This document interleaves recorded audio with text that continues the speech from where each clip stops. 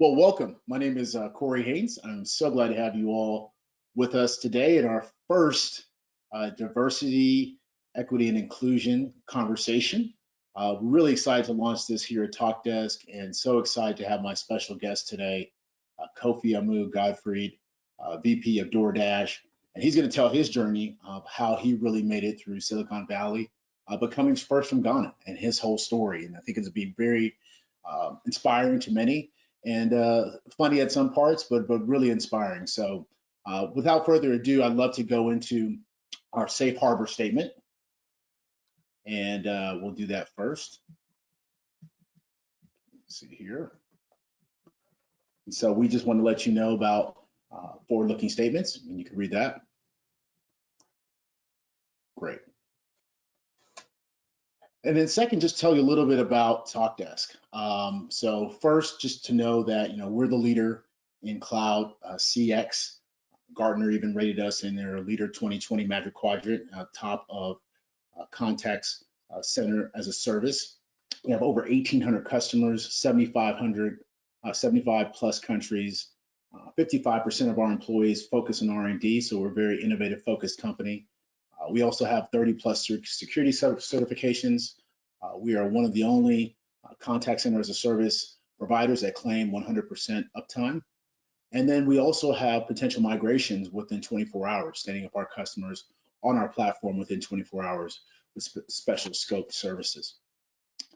One of the other things I think is really important when you think about Talkdesk is who we're focusing on. And we're really empowering the global enterprises to deliver better experiences. When you think about that customer interaction, we really want to strengthen your customers' relationships with every interaction that they have with your company and with your brand. And we really deliver that really on 5 themes. We're enhancing the omni-channel access and self-service. So as customers are using more channels, in person, phone, digital, making sure every touch point is strengthened.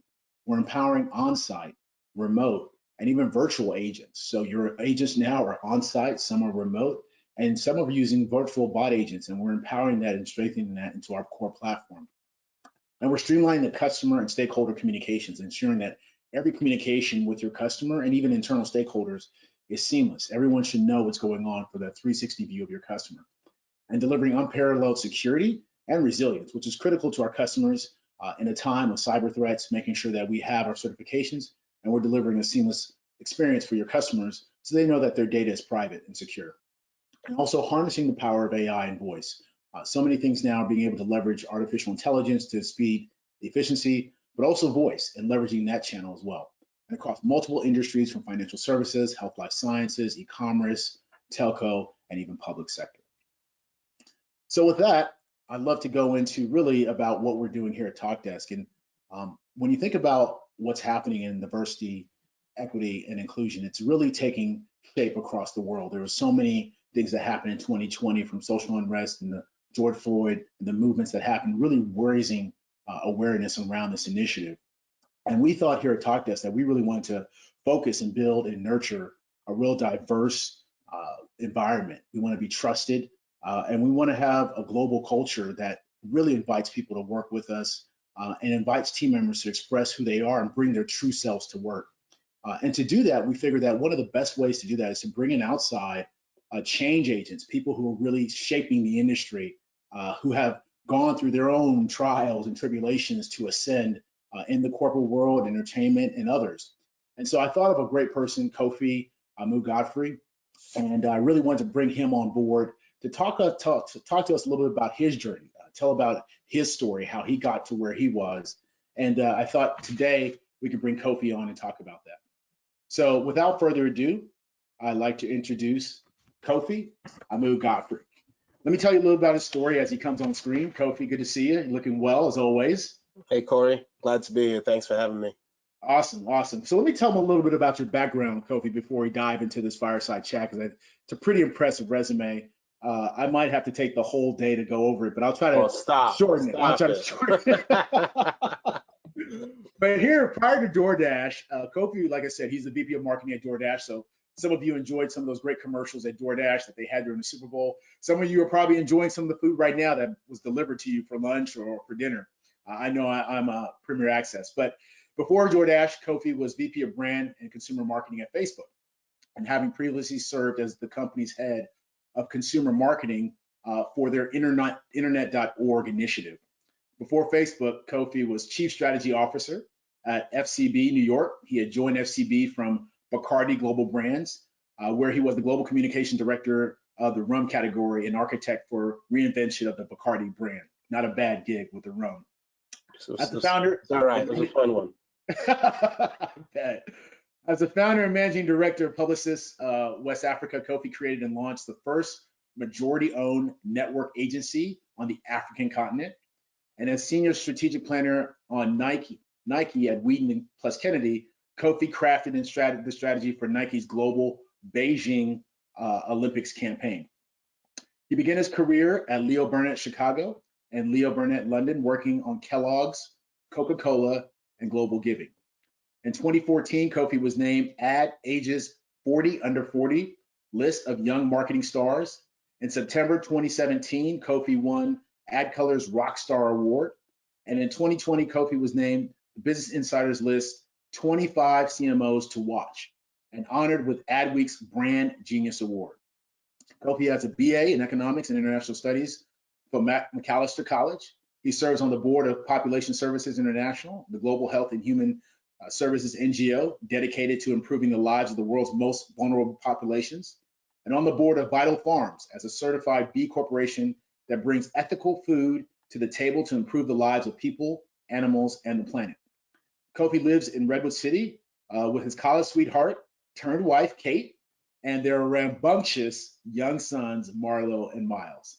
Definitely know about rambunctious. So they're driving us crazy over here. Pandemic life with kids is no joke, Corey. So if we see some kids streaming through the video, that may happen. That may happen. All right, yeah. I basically had to put mine out to pasture, so hopefully the door is locked. So Kofi, tell us, with great bio, but tell us what you kind of do day to day. What's your day-to-day life at Doordash? Sure. So, I co-lead the marketing team at Doordash. Here, day to day is really about trying to understand, what's happening in the business on a daily basis. I mean, this is a business that actually operates on a daily cadence. We care very much about, what the business did today versus what it did yesterday. So understanding those trends, understanding how, consumers are using the platform, understanding what merchants are looking for from Doordash, understanding what dashers need. So a lot of my days really spent really digging into where are we with our customers today, what can we be doing in the business, and really spending time with both my team as well as cross-functional teams around the business to figure out, how we respond to the latest trends in the business. That's awesome.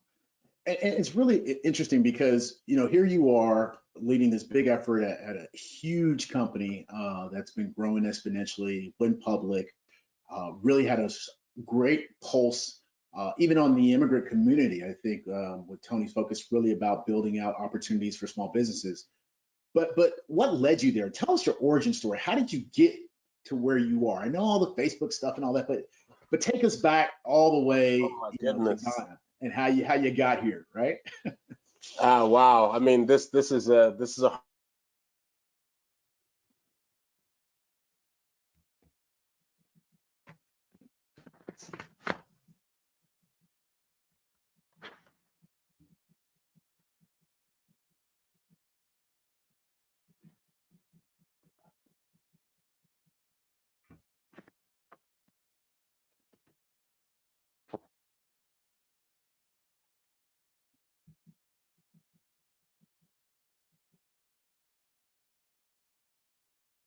Oops.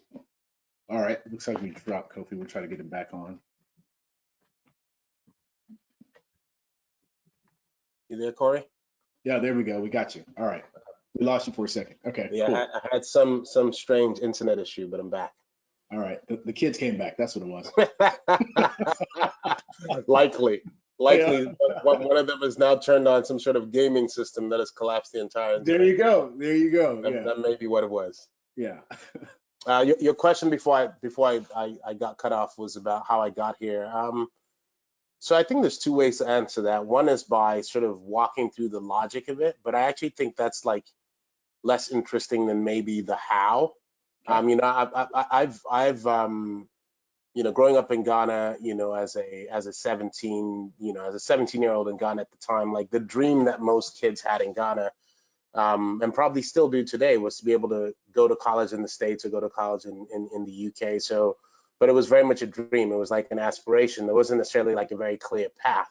You know, one of the things that I was incredibly fortunate was to be able, you know, I went to McAllister, which is like in some ways a strange place for a kid from Ghana to end up, because like moving from Ghana to St. Paul, Minnesota is the definition of like culture shock. You know, if you want to experience something very different, that's probably one journey to take. But the thing that was fabulous about McAllister at the time was they had a need blind admissions policy, and they recruited internationally. So what that meant was that if you were able to get into McAllister, whether you could afford to pay would not be the reason that you wouldn't go there. So when I was able to gain admission to McAllister, and I looked at it because it was very focused on international students, and got the chance to go there and got what was essentially a full scholarship, which was an incredible opportunity, and probably the first time in my life that I realized the value of like creating, you know, opportunity for other people. Like, you know, the short version of my story is that I'm here because that opportunity was created for me. Yeah.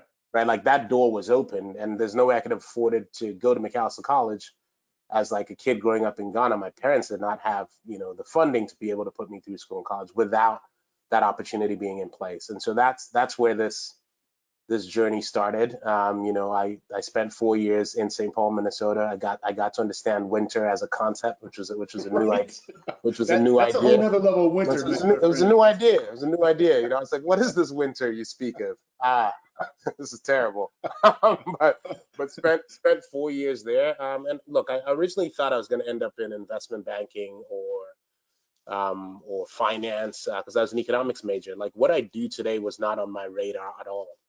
Yeah. You know, so the other thing I would share is to like be open to serendipity. And that's one of the things that's been true for me throughout my journey. So I thought I'd be on Wall Street. I'd done some internships in that world, and then I had an opportunity to intern my junior year in college at Leo Burnett in Chicago, which was an advertising agency. I knew nothing about advertising. I didn't know about marketing. I met the recruiter at Leo Burnett because I was actually at a job fair in the bottom of the Palmer House Hilton in Chicago, where I was interviewing for like a JP Morgan Right. thing. And I just happened to talk to this guy, and it turned out his dad was from Ghana. So we ended up bonding over that. His name's Corey Flournoy. And I always think about Corey because in a lot of ways, Corey got me into this business, and it was by accident, right? So I got into the Leo Burnett summer internship program that summer. And the only reason I took it, I never thought I would do this for the rest of my life, was because it was a paid internship and the finance internships were not. And I was like, oh, I'm definitely going to take the $500 a week, which was like more money than I've ever seen in my life, and go live in Chicago for 10 weeks. And I found this work that really just sort of resonated with me, which was, you know, that the joy of like marketing is like understanding people, understanding culture, figuring out what makes people tick, why they do what they do. And there's a consumer psychology dimension, there's a creativity dimension, and then there's a business dimension. And while I didn't know it at the time, like finding something where those three things existed was like just like really worked for me, and worked for the sorts of problems that I wanted to wrestle with. So that was the beginning of the journey. And you know, then it was like successive stops through, you know, spending the first 5 years at Leo Burnett, then spending some time at Wieden and Kennedy in Portland working at Nike, then making a pretty crazy decision to go back home to Ghana and build a business from the ground up. But like that always mattered to me. And let me ask you about that, because Kofi, you know, I'm the product of immigrant parents, right, first generation, and really I had two choices: doctor or lawyer, right? Those are the only professions. What do you even do? So for you to take this departure and kind of go into, you know, finance, which is like, okay, but then to go into advertising, like that's huge, and then to go back home and put it in mom's face, that's even bigger. So tell me about how you kind of transition from the stereotypical careers, and then coming back home and kind of saying, hey, I'm an ad man now, right? So what was that? Yeah, I mean, so this is funny, right? Because whenever people say to me now, you know, one of my standing jokes when people say, wow, you've done really well, like your parents must be really proud. And I'm like, they don't know what I do, but they know I'm not a doctor. You know what I mean? Like let's understand. Exactly. Let's understand where I fit in sort of the levels of things that Yep. people consider professions. This is not one of them. And Corey, I had it even worse. My dad was a doctor. Oh, wow. So I grew up around my dad's, clinic. I actually worked in my dad's clinic for a year when I was about 15 or 16 as part of my national service in Ghana, taking people's blood pressure and their temperature and filling out their intake cards. And Wow. that was very much like the path that like my dad was like, no, like the goal is you will become a doctor one day and Exactly. you will take over these things. Then obviously that didn't work out for anyone involved. But no, look, I think for me, I think my parents have been great because it was very clear early on. Like I studied science early on, it was very clear that that was not going to be my path. So by the time I left Ghana, I was no longer on the path to being a doctor. As a 17, that was clearly not. So they'd like overcome the disappointment at that point, sort of. They were good by that point. They had gone through the 5 stages of grief. Okay, so Yeah, that's right. they're coming out, acceptance. All right. That moved past it. Okay. So no, I think like I think the thing that they always cared about was like, am I finding joy in the work? Am I finding like the ability to make progress? Do I feel fulfilled? And like frankly, am I coming to ask them for money? You know what I mean? Or or am I sending money home? Like these are the things That's what they that want. like mattered. Yeah. So I think it was less about that. I think they were very happy with my choice of career, and they were super pleased when I came back home. And for me, going back home, to your point about being an immigrant, I'm first generation. Mhm. Like this has always been part of my idea of like what I wanted to do, and frankly, still is. Like I still think I'll go back again at some point. Yeah. It was important to me to go back and start to contribute in some small way to sort of what was happening in Ghana. It was important to me to take my wife to Ghana, she's not from there, so she could have the experience of living there. And it was important to me to figure out if I could, build a business and be an entrepreneur. I'd never done that before, right? So I got to be an entrepreneur, but I got to do it in some ways like at home, which was great, but also in some ways and potentially the most difficult conditions for entrepreneurship. So for anyone on this call who has experienced working around the world globally and working in emerging markets, it's not an easy gig. But I think that experience for me was incredible, and it taught me a lot about myself, about leadership, about building teams and companies. But it also made it such that like other jobs are not hard. Right. You know what I mean? Right. Like I know what a difficult job looks like.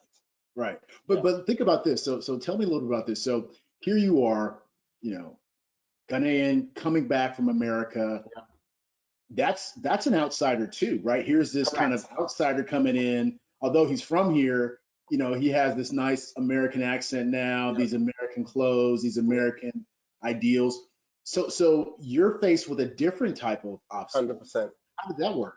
Yeah. Yeah, so one of the things that I always think about, and I think is really useful for anyone who travels and lives elsewhere, is that it's very easy to anticipate culture shock when you're leaving, right? So like if you're leaving Jamaica, or you're leaving Ghana to go to Minnesota, like you're going to a foreign place. And so like you're actually mentally prepared. You won't be fully mentally prepared because you don't know until you're there. And you definitely won't be physically prepared for things like winter, but like you can get into the mindset of like everything's going to be different on the other side. Right. What's like deeply counterintuitive and very surprising is that when you come back, it's the same and you're completely unprepared for it.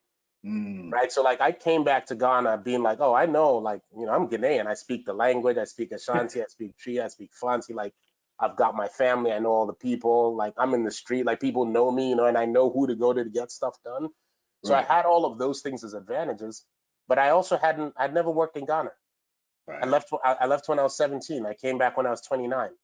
I never ran a business in Ghana. I never hired people in Ghana. I never managed people in Ghana. And I had like an idea about what that would look like, but I had to learn a bunch of things all over again, right? Because I got back and the pace of which I expected to be able to move, the how quickly I wanted stuff to happen, Right. Yeah. like and just thinking about like what's actually going to be feasible in this environment, and also figuring out the things where you go like, hey, here's where I'm going to lean into Ghanaian culture, versus here's where I'm going to say, no, I actually think that like there's a different way of doing that. It may not necessarily be better, and trying to find the balance between like, you know, the 10 years I'd spent out of the country or the 13 years I'd spent out of the country at that point and what I had learned at, you know, some of the best agencies in the world like Wieden & Kennedy and Leo Burnett, and bring that to building an agency in Ghana. But also understanding that that's going to be a different deal, and you know, and finding that balance of like what are the things that are going to cross over, Right. and how do I build a world-class agency in West Africa, and what are the things where I'm going to say no, actually this Ghanaianness is actually really special. So I'll give you like a tactical thing. One of the things that you can do in the US is like, if you want to do marketing, you can run research and you have data about what's happening in different categories.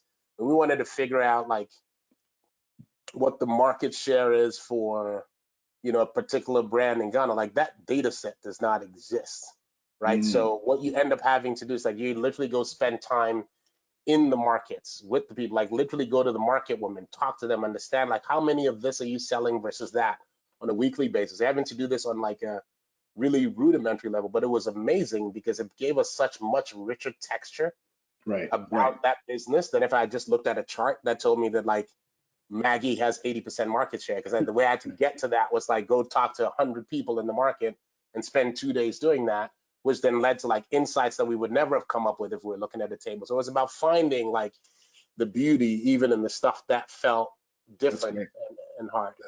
So let me ask you this. So you're playing, that's a really good story about like primary research and kind of getting in the weeds and really, but you're playing two roles. So you're an ambassador, so to speak, for your, you know, large American global company or European global company, and yet you're in the heart of a market they're trying to enter.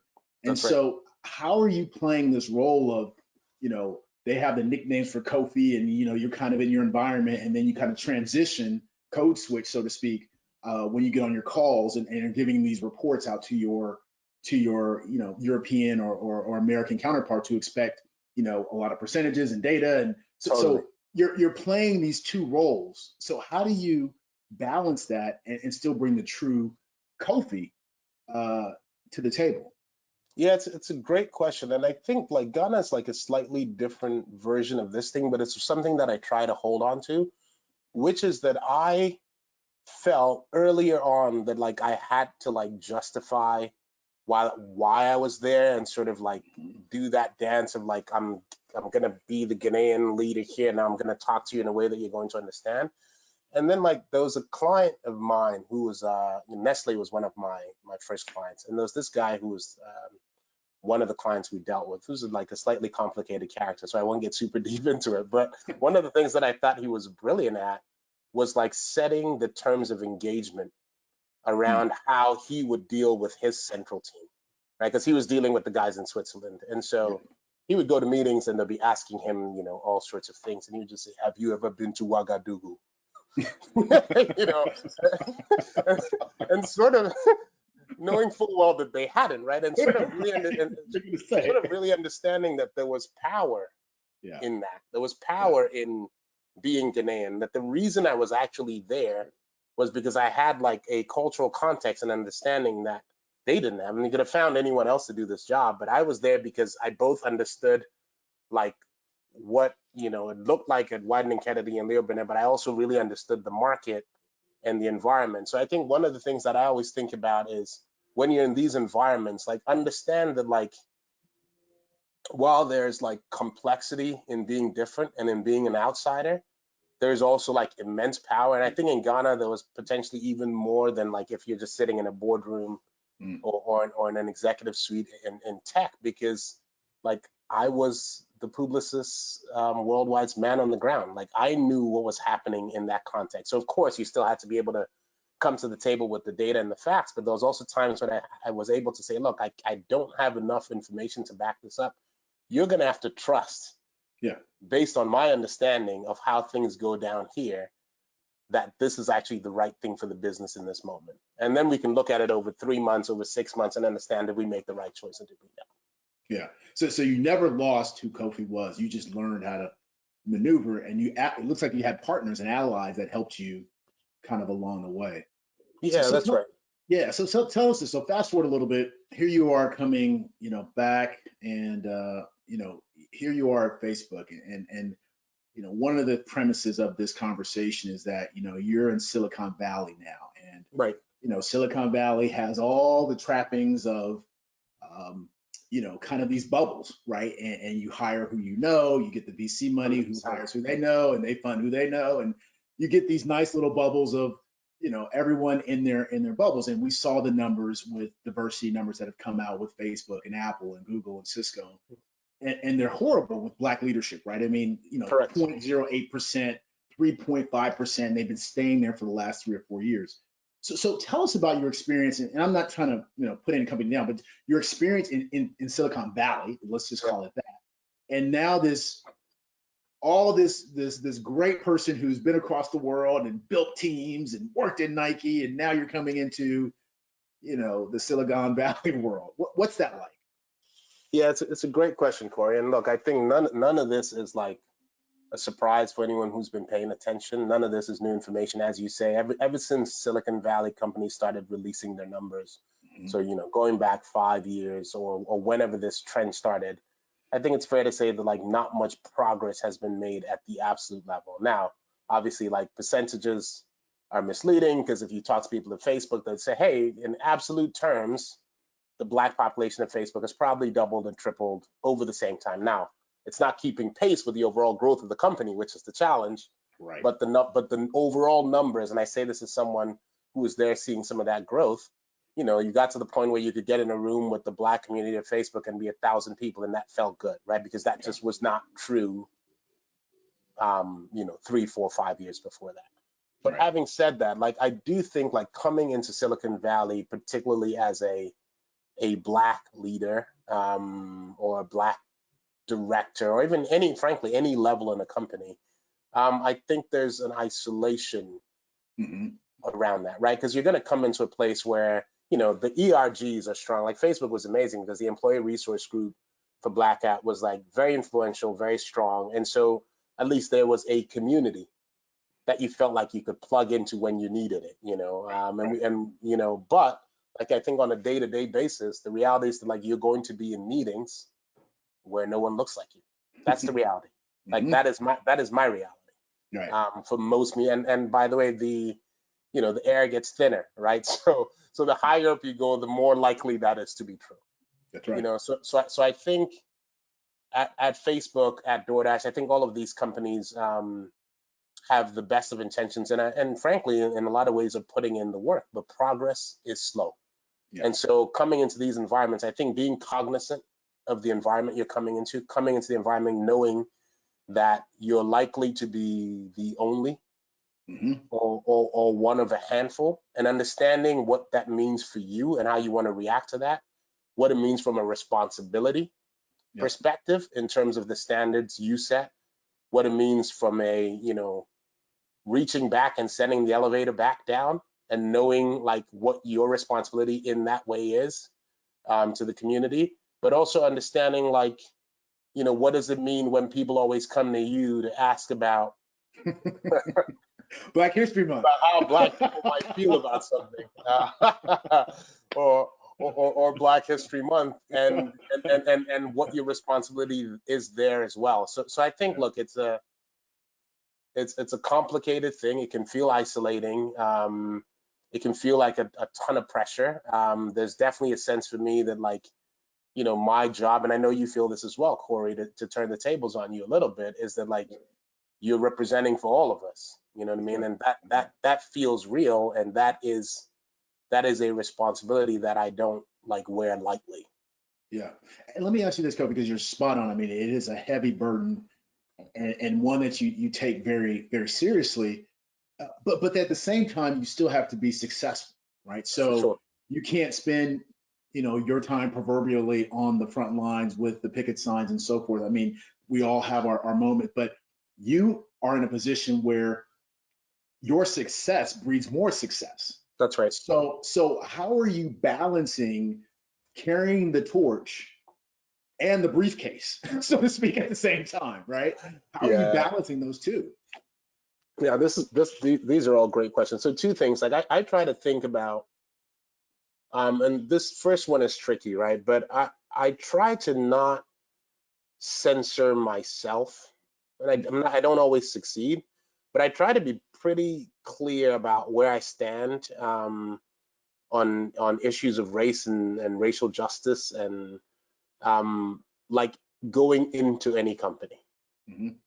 And trying to understand, first of all, if those interests are broadly aligned. Because if I can't bring that to work in some way, it's going to be hard for both of us, right? So for example, companies that are like, hey, we're apolitical, and like these are not things we're ever going to talk about. Like, I understand that perspective, but I probably can't work there. Yeah. Right. Wow. So, but like understanding that going in is like useful, because I'm not gonna, like I made a Facebook post around when George Floyd was murdered, that ended up getting shared like thousands of times, which like was not what I expected. My CEO saw it, and so he reached out to me, and it was like one of those posts that was pretty incendiary. So it wasn't like a middle of the road thing, but I was like, I'm gonna say what I have to say. My CEO Yep. saw it, and he's wonderful, and Tony, and he reached out to me, and he said, hey, I can't even begin to fathom like all the things that like you're dealing with right now, but like whatever you need, like just let me know. And obviously the company had to figure out our response to the moment, which I was helping in that conversation. But then through like my conversation with him, it actually prompted me to share what I had written for myself on Facebook with the entire company, which like I had to be at a company where I felt like that would be Right. okay. Right.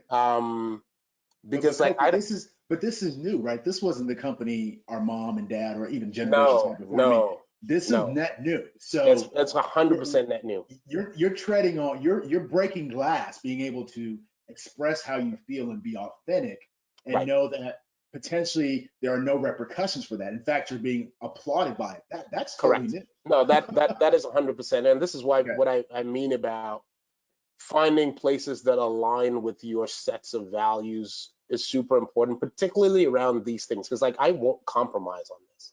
Yeah. Right. There's other things I may compromise on. This ain't one of them. So I think finding places where you feel like, one of the key reasons I came to DoorDash was because Tony was an immigrant.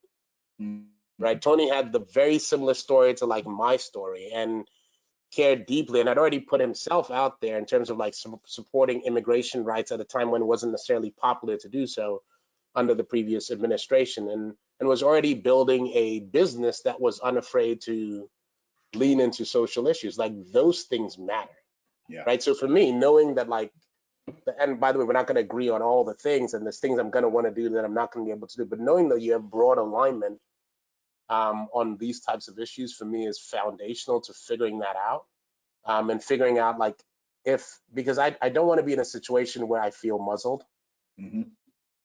by the company I work, or that I can't pick up the torch if I need to. Right. And then of course you and I always have to figure out like where is the line, because there's definitely times when I want to post some stuff about some people, and then I have to rein myself back and remind myself that I do not just represent Kofi, I also now represent DoorDash. So there's definitely some of that, but on the whole, I think it's about finding alignment on values, and then also finding like what are the opportunities to create change inside the company. So when I Yes. think about Yes.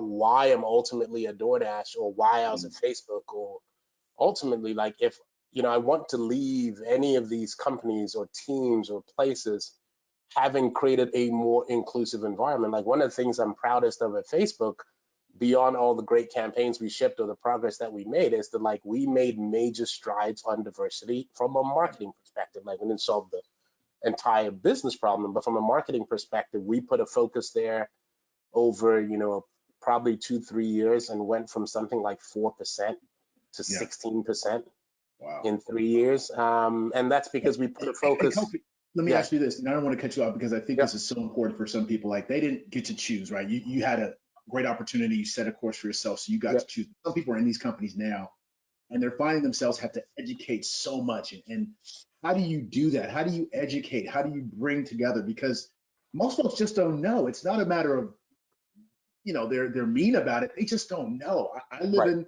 a certain bubble, a certain zip code. I went to a certain school. I go to a certain country club. I don't have certain friends, right? I don't have certain Correct. connections. So how are these, when you're the other, how do you bring other people along? How do you create the momentum that you create at Facebook for change when every day you're having to kind of educate and carry the torch and all of that? How do you do that? Yeah, so I mean, look, I'll say two things. I think one, the first one is that there was some at Facebook, there was some degree of like air cover in the sense that like this was a stated goal of the organization, right? Gotcha. So like whether we're making progress or not is a different thing, but organizationally, this is a thing that Facebook publishes results about. It's a thing that's spoken about in the company. It's one of the key priorities of the company. So I think for me, it was just like taking that and then translating it into action. Because like I actually think the gap for a lot of these issues is not intention. Hmm. But like intention also doesn't matter. Like no one cares about your intentions. Impact is what matters. And Right. so like I think the intention in a lot of organizations is there. You'll talk to most organizations and they'll say like we broadly believe that like more diversity is a good thing, not just like as a moral argument, Right. because like that's fine, but like businesses, like trying to get businesses to do things for moral reasons is like not a good use of anyone's time because businesses are organized around market reasons. And That's so right. like I think the business case for diversity is something that I think you would find very little argument about now. Now 10 years ago maybe, but like now most people sort of go, yes, we've seen all the data, diverse teams perform better, so on and so forth. So then Right. it becomes, okay, if we all agree with that, how are we going to make it happen?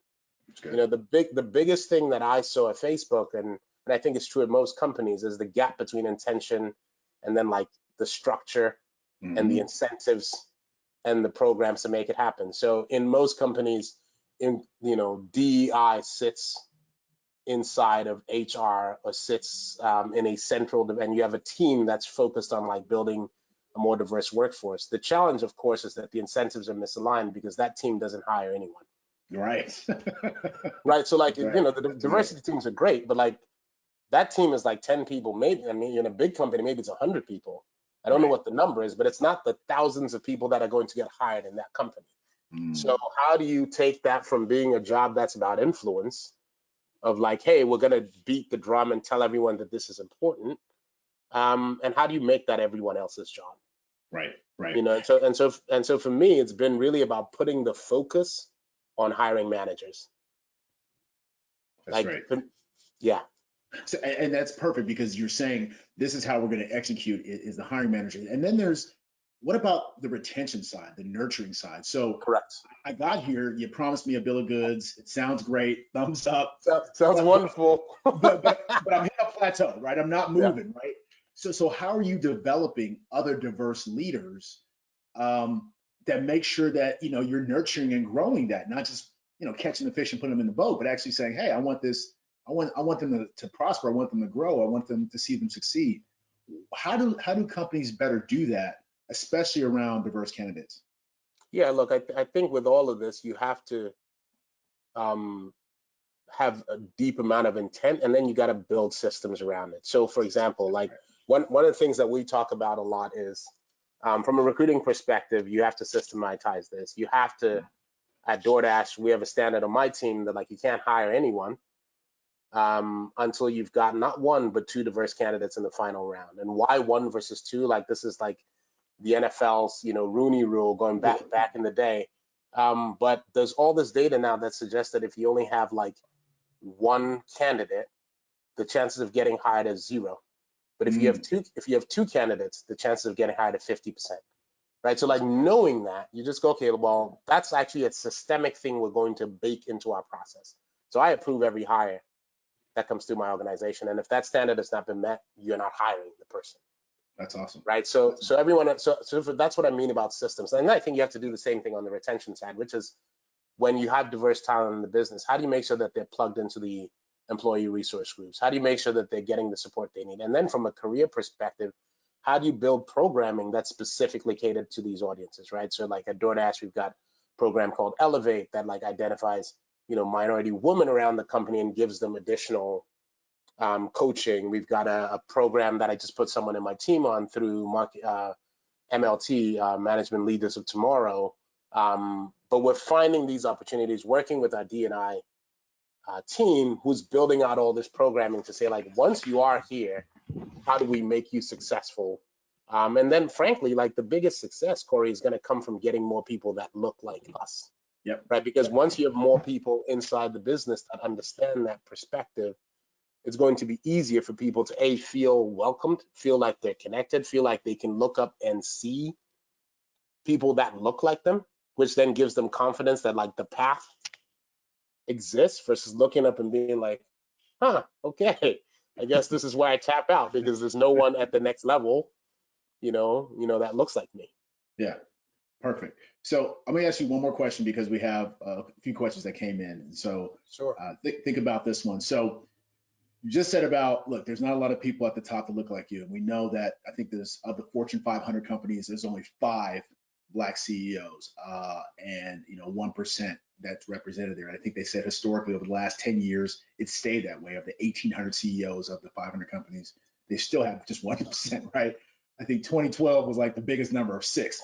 So knowing that, what are the things that you would tell our viewers are key attributes to be successful, be authentic, all the things you said? What are the 3 things that you would leave with those aspiring younger people behind us that says, look, I want to be like Kofi, I want to be even higher. I want to run a company one day. What are the things that you would tell them to start doing right now? Maybe 3 things you want to leave them with to get to that point. Yeah, this is that's a great question. The first one is probably going to be slightly counterintuitive. I have found, 2 things. I've found that generally, like, I'm wired to have like a deep curiosity of other people and their perspectives, which I found to be like immensely useful because like the higher up you go in any corporation, the less it is about control and the more it is about influence.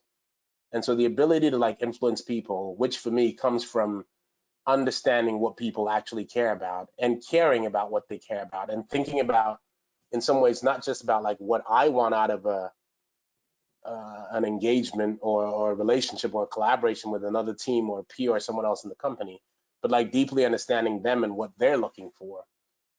So sort of stepping outside myself, I found to be like really useful for sort of building networks and building relationships and driving progress at companies, because the hardest problems of companies are never functional problems, right? Right. Problems that touch like multiple teams, and especially if you think about things like diversity, that's like the exact example of the type of problem that's like an influence problem versus like something you can solve by yourself inside of a company. Right.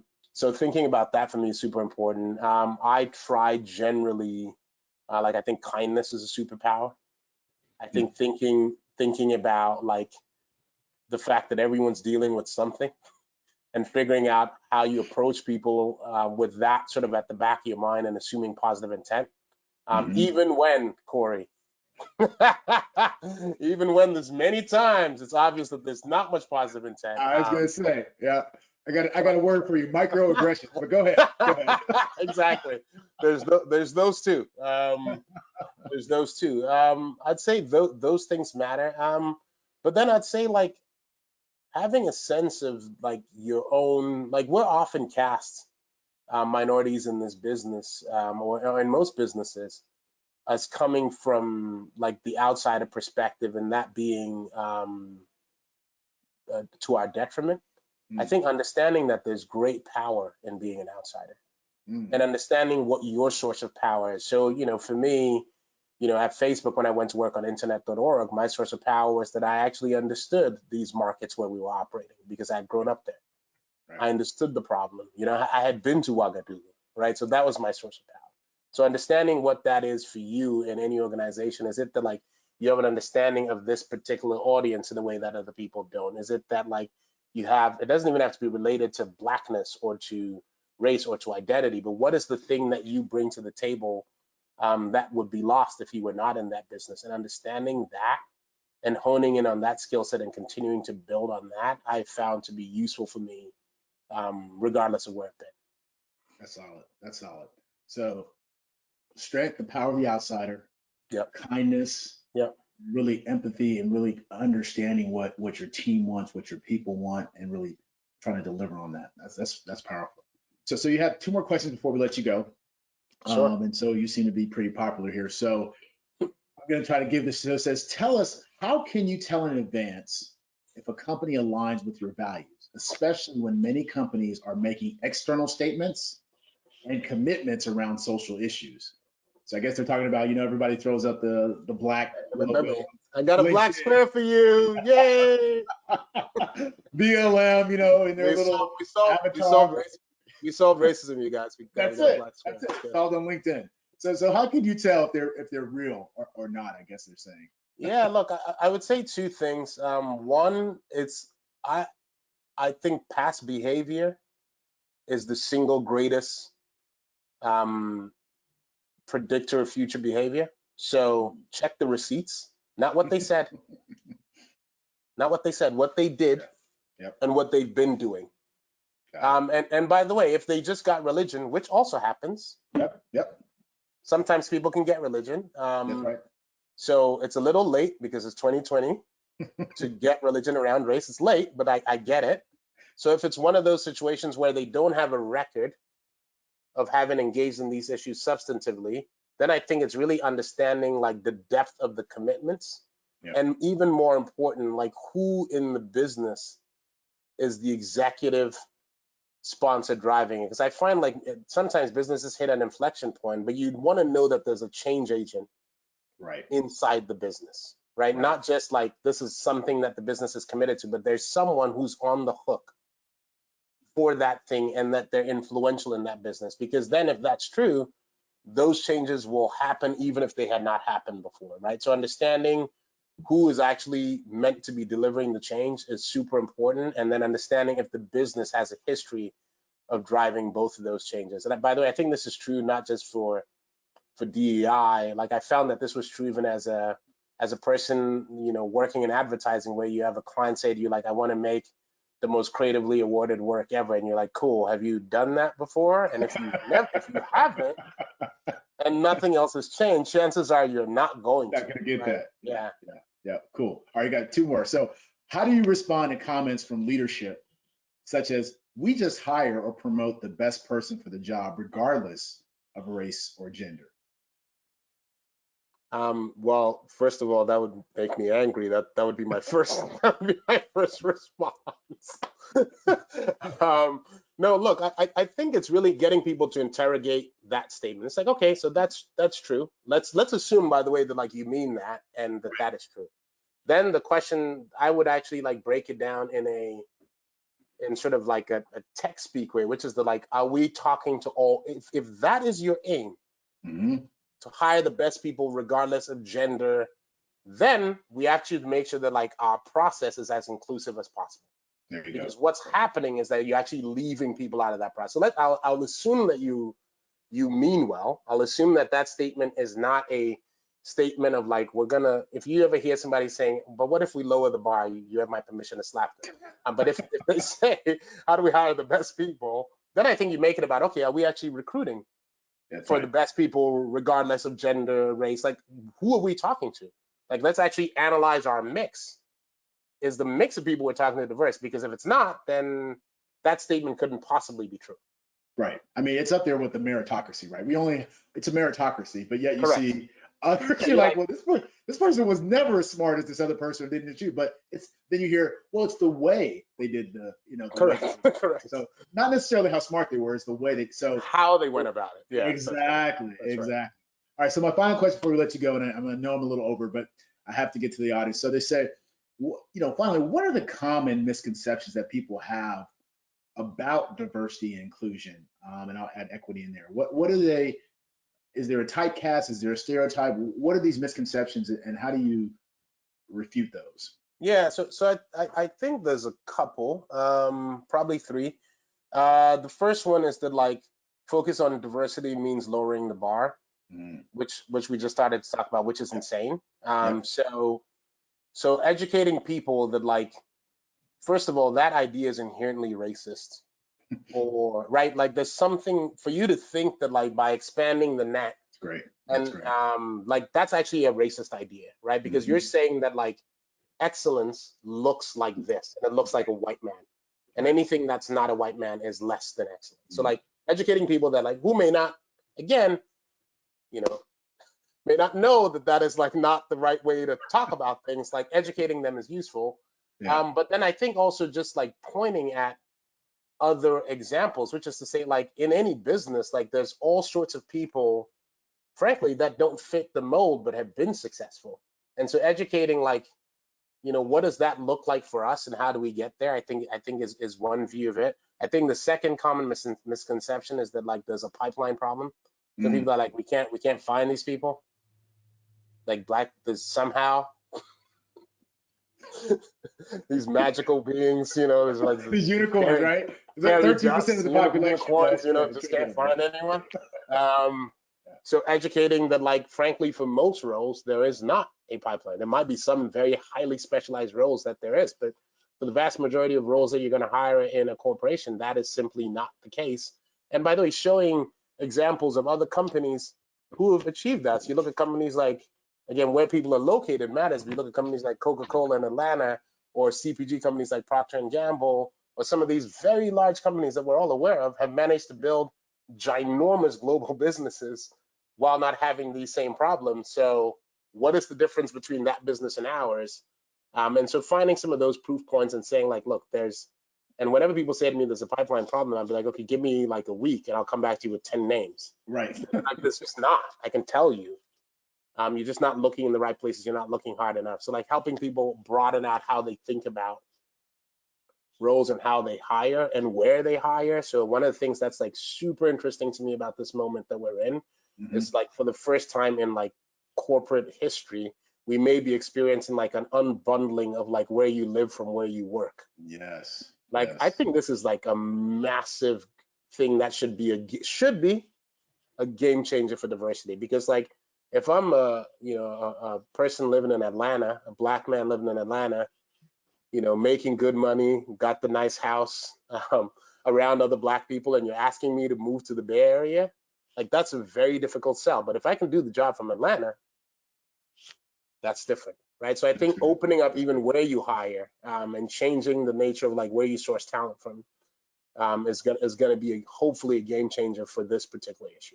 No, that's perfect. I mean, there's a number, 90% of the funded companies come from 3 states: New York, California, and Massachusetts, right? And it's centered around kind of those bubbles, right? So that's a really good point about the pandemic now is opening doors to more talent. And then HBCUs who are in these areas can fund those. This is great. Well, Kofi, I can't keep you any longer. This was incredible. I really appreciate the time, especially for our first kickoff. I appreciate you being so generous with us and here at Talkdesk, and we're learning and we're growing. And you know, you and I have had some great conversations about this that we'll have to keep offline, but I really appreciate you making the time. And also, you know, how you just really gave some great insight for us to take and build upon. So with that, we'll end it. Thank you. I thank everybody for joining, and we'll have a recording for this for others to enjoy. But with that, have a great day.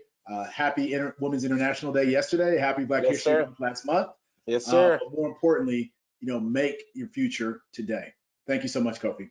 Thanks, Corey. Later. Take care. All right.